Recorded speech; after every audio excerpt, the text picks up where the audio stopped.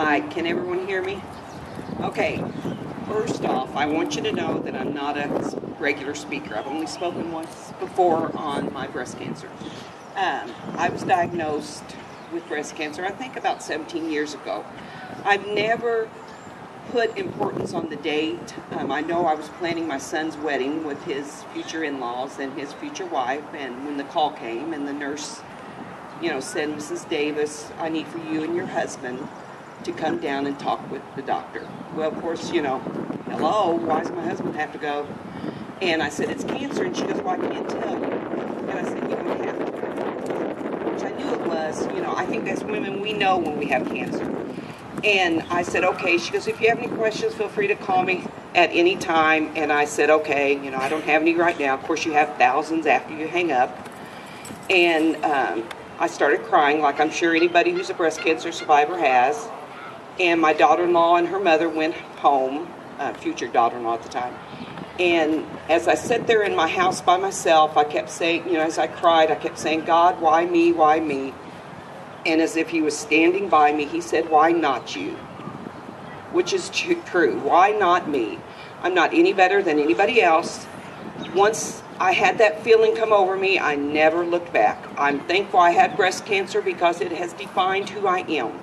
I no longer worry about the silly things. I love life to the fullest. I love my family. My husband was wonderful, which is a blessing to me.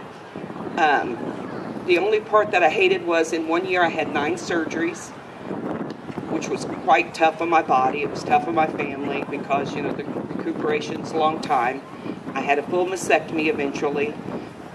My husband told me I didn't have to have reconstruction, and I told him, I'm not doing it for you, I'm doing it for me.